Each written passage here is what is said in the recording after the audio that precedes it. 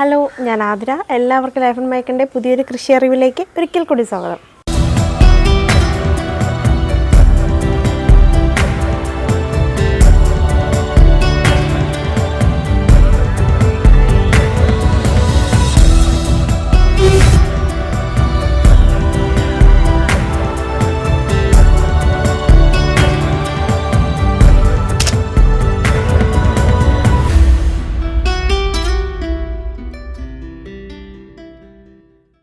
അപ്പോൾ ഇന്നത്തെ നമ്മുടെ വീഡിയോ എന്ന് പറയുന്നത് എൻ്റെ തക്കാളി കൃഷിയുടെയൊക്കെ വീഡിയോ കണ്ടിട്ട് ഒരുപാട് പേര് എന്നോട് ചോദിച്ചിട്ടുണ്ടായിരുന്നു, ഞാൻ ഏത് വിത്താണ് സെലക്ട് ചെയ്യുന്നത്, എവിടെ നിന്നാണ് വിത്ത് മേടിക്കുന്നതെന്നൊക്കെ ഒരുപാട് പേര് ചോദിച്ചിട്ടുണ്ടായിരുന്നു.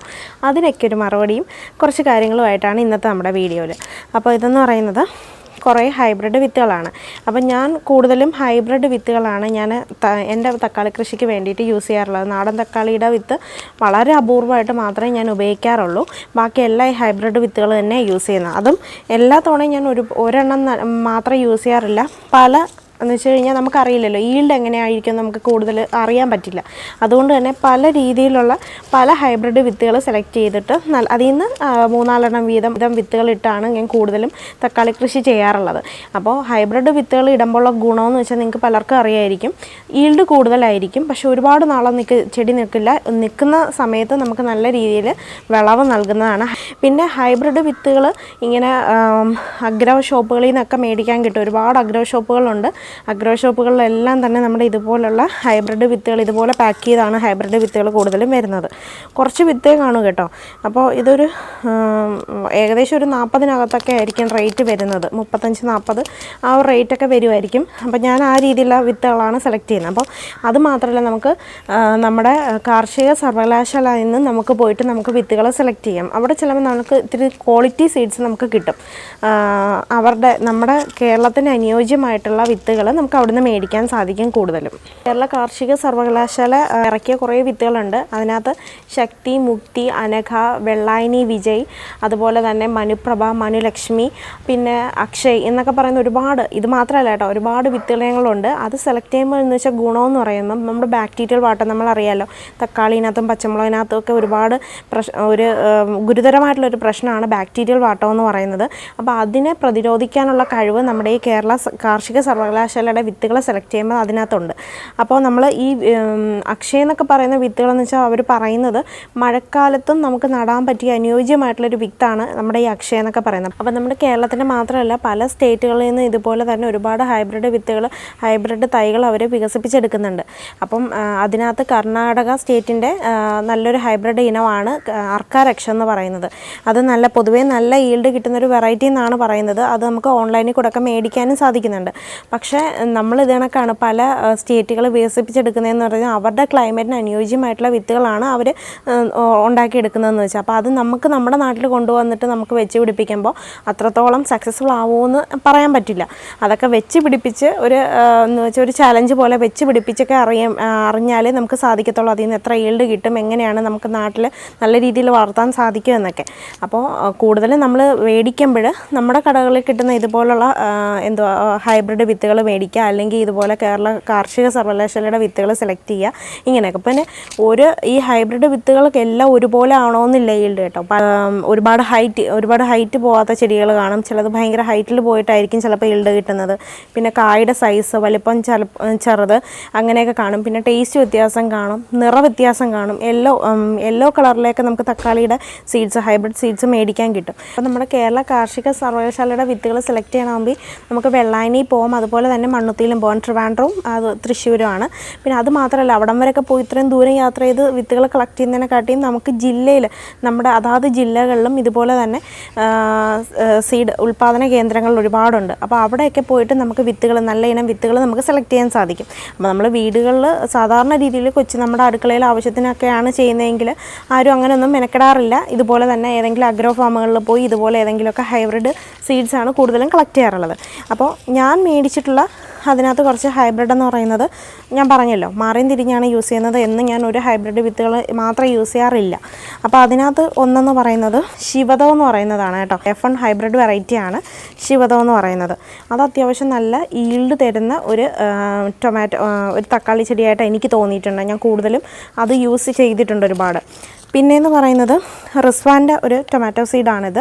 ഇതും എല്ലാം ഹൈബ്രിഡാണ് കേട്ടോ. ഇതും നല്ലൊരു വെറൈറ്റി ആയിട്ട് എനിക്ക് തോന്നിയിട്ടുണ്ട്. ഈൽഡ് കിട്ടുന്നൊരു വെറൈറ്റി തന്നെയാണ്. പിന്നെ നാംദാരിയുടെ സീഡാണിത്.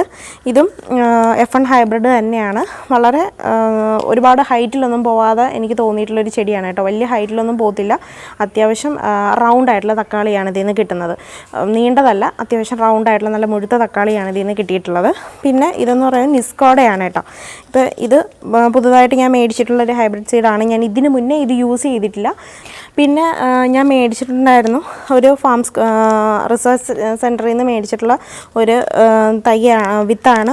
വിജയ് എന്നുള്ള ഇനമാണ് കേട്ടോ ഇത്. അപ്പോൾ നമുക്ക് തക്കാളി കൃഷി ചെയ്യാൻ ഏറ്റവും അനുയോജ്യമായിട്ടുള്ള ക്ലൈമറ്റാണ് കേട്ടോ ഇത്. മഴയൊക്കെ മാറിയിട്ട് നല്ല അടിപൊളി വെയിലും നല്ല ചൂടുമാണ്. ഈ ഒരു ക്ലൈമറ്റിനാണ് നമ്മുടെ നല്ല രീതിയിൽ തക്കാളികൾ വിളവ് കിട്ടാൻ സാധിക്കുന്ന ഒരു ക്ലൈമറ്റ് എന്ന് പറയുന്നത്. അപ്പോൾ ഞാൻ വിചാരിച്ചെങ്കിൽ ഈ ടൈമിൽ നമുക്ക് ഇതിൽ നിന്നെല്ലാം കുറച്ച് വിത്തുകൾ വീതം എടുത്ത് പാകി കിളിപ്പിക്കാമെന്നൊക്കെ വെച്ചിട്ടായിരുന്നു. അപ്പോൾ ഞാനിത് ഓൾറെഡി നമ്മൾ പറഞ്ഞിട്ടുണ്ട്. തക്കാളിയുടെ വിത്ത് നമ്മളെപ്പോഴും ഒരു അരമണിക്കൂർ ഒന്നിൽ സദാ വെള്ളത്തിലിടുന്നവരാണെങ്കിൽ അങ്ങനെ, അല്ലെങ്കിൽ നമുക്ക് സ്യൂഡോമോണസിൽ അരമണിക്കൂർ സ്യൂഡോമോണസ് ഡിപ്പ് ചെയ്തിടാം, അല്ലെങ്കിൽ നമുക്ക് ഹൈഡ്രജൻ പെറോക്സൈഡിനകത്ത് നമുക്ക് ഡിപ്പ് ചെയ്തിടാം. അപ്പോൾ കഴിഞ്ഞ വീഡിയോനകത്ത് ഞാൻ ഹൈഡ്രജൻ പെറോക്സൈഡിൽ ഡിപ്പ് ചെയ്തതിൻ്റെ ഗുണങ്ങളും അതെങ്ങനെയാണെന്നൊക്കെ പറഞ്ഞു തന്നിട്ടുണ്ട്. അപ്പോൾ ഞാനിപ്പോൾ ചെയ്തിരിക്കുന്നതെന്ന് വെച്ചാൽ ഹൈഡ്രജൻ പെറോക്സൈഡിനകത്ത് നമ്മുടെ ഇതിൻ്റെ ഓരോന്നിൻ്റെയും 4 വിത്ത് വീതം ഓരോന്നിനകത്ത് പലതിനകത്ത് അറിയാൻ വേണ്ടിയിട്ടാട്ടോ പല ബൗളിനകത്തായിട്ട് ഞാനിങ്ങനെ ഡിപ്പ് ചെയ്ത് വെച്ചിട്ടുണ്ട്. അപ്പോൾ ഇനി അത് പാകുമ്പോൾ ഞാൻ എടുക്കുന്നതെന്ന് പറയുന്നത് ചകിരിച്ചോറും അതുപോലെ തന്നെ കമ്പോസ്റ്റാണ്. നമ്മുടെ ഇവിടെ തന്നെ ഞാൻ ഉണ്ടാക്കിയെടുത്ത കമ്പോസ്റ്റാണ്. ഞാൻ കമ്പോസ്റ്റിൻ്റെ വീഡിയോ ഓൾറെഡി അപ്ലോഡ് ചെയ്തിട്ടുണ്ട്. നിങ്ങൾ കണ്ടിട്ടില്ലാത്തവരാണെങ്കിൽ ജസ്റ്റ് അതൊന്ന് കണ്ടു നോക്കുക. അപ്പോൾ ഈ 2 സാധനങ്ങൾ ഇട്ടിട്ടാണ് ഞാൻ നമ്മുടെ ഈ വിത്ത് പാകുന്നത്. അപ്പോൾ വിത്ത് പാകി കഴിഞ്ഞ് ഞാൻ പറഞ്ഞല്ലോ ഒരു 10-15 ദിവസം കഴിയുമ്പോഴത്തേക്ക് നമുക്ക് നമ്മുടെ ചെടികൾ പറിച്ച് നടാൻ പ്രായമാവും. ദിവസം നോക്കണ്ട, ഒരു 4 ഇല പ്രായം, ആ ഒരു പ്രായം ആകുമ്പോഴേ നമ്മൾ കൂടുതലും ഈ തക്കാളി ചെടികൾ പറിച്ച് നടുന്നത്. അപ്പോൾ അത് നമുക്കൊന്ന് കാണിക്കാം. അപ്ഡേറ്റഡ് ആയിട്ട് നമ്മുടെ ഈ വിത്തുകളുടെ ഒരു അപ്ഡേറ്റഡ് ആയിട്ട് നമുക്ക് കാണിക്കാം. നമ്മുടെ എന്തൊക്കെ മാറ്റങ്ങൾ നമ്മുടെ ചെടികളിൽ വന്നിട്ടുണ്ടെന്ന് ഞാൻ കാണിച്ചു തരാം. അപ്പോൾ നമുക്ക് ആദ്യം ജസ്റ്റ് ഇതൊന്ന് പാകി വെക്കാം.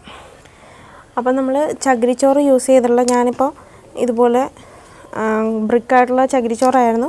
അത് ഇതുപോലെ ലൂസാക്കി വെച്ചിട്ടുണ്ട്. പക്ഷേ ഇതിനകത്ത് കുറച്ചുകൂടെ വെള്ളം ഒഴിച്ചെന്ന് ഈർപ്പമുള്ളതാക്കണം. അപ്പോൾ ചകിരിച്ചോറ്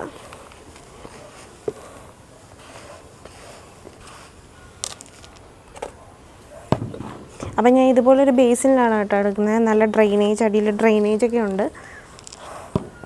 അപ്പോൾ ചകിരിച്ചോറിട്ടു. പിന്നെ നമുക്ക് ഇതൊന്ന് ഇത്തിരി ഈർപ്പമുള്ളതാക്കണം. അപ്പോൾ കുറച്ച് വെള്ളം ഒഴിച്ചൊന്ന് ഈർപ്പമുള്ളതാക്കാം. അപ്പോൾ ഇത് നമുക്ക് ഒന്ന് ഈർപ്പമുള്ളതാക്കണം. ഒരുപാട് വേണ്ട, ചെറുതായിട്ട് മതി. പിന്നെ നമ്മൾ ഇത് പാകി കഴിഞ്ഞിട്ട് വെള്ളം ഒഴിക്കുന്നുണ്ടല്ലോ, അപ്പോൾ അതിനനുസരിച്ചിട്ടുള്ള ഒരു ഈർപ്പം മതി. അപ്പോൾ ഈർപ്പം ഉള്ളതാക്കണമെന്ന് പറഞ്ഞാൽ നമ്മൾ വിത്തുകൾ പാകി അത് മുളയ്ക്കാനുള്ളൊരു ഈർപ്പം നമ്മളെപ്പോഴും നൽകണം. അല്ലെങ്കിൽ അത് വിത്ത് മുളച്ച് വരാനായിട്ട് കുറച്ച് താമസം എടുക്കും. അത് ഈ ഒരു പരുവായിട്ടുണ്ട്. അപ്പോൾ ഇതിനകത്ത് നമുക്കിനി കമ്പോസ്റ്റ് ആഡ് ചെയ്യണം. നല്ല കമ്പോസ്റ്റാണ് കേട്ടോ. അത് മണ്ണിലേക്കുണ്ട്.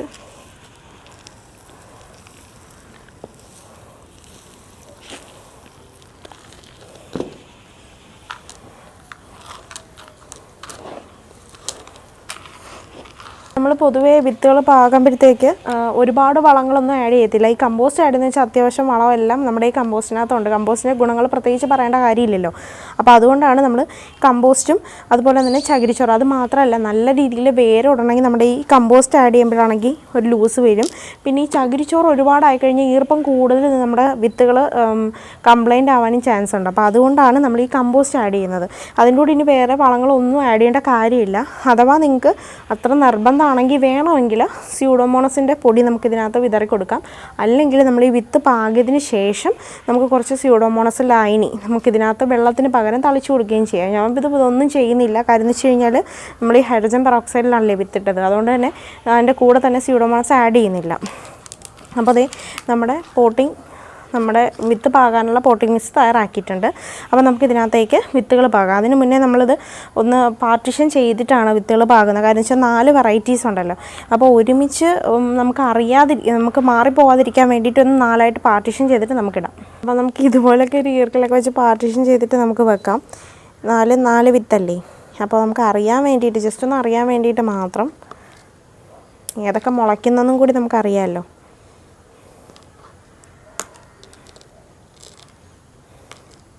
അപ്പോൾ ഇങ്ങനെ വെച്ചിട്ടുണ്ടെങ്കിൽ നമുക്കിനി വിത്തുകൾ ഇതിനകത്ത് പാകാം.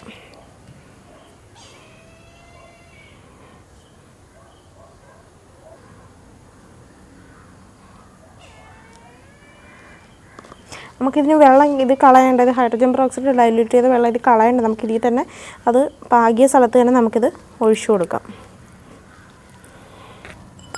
വിത്തുകൾ ഒരുപാട് ആഴത്തിലേക്കൊന്നും മാറ്റി വെക്കണ്ട കേട്ടോ. ചെറിയ വിത്തുകളാണ്, അപ്പം പിന്നെ മുളച്ച് വരാനായിട്ടും കുറച്ച് ലേറ്റ് ആവും. അതുകൊണ്ട് ഒരുപാട് ആഴത്തിലേക്കൊന്നും എടുത്ത് വെക്കരുത്. ഇത് നമ്മുടെ ഹൈബ്രിഡ് റിസ്വാൻ്റെ ഹൈബ്രിഡ് വെറൈറ്റിയുടെയാണ് വിത്ത്.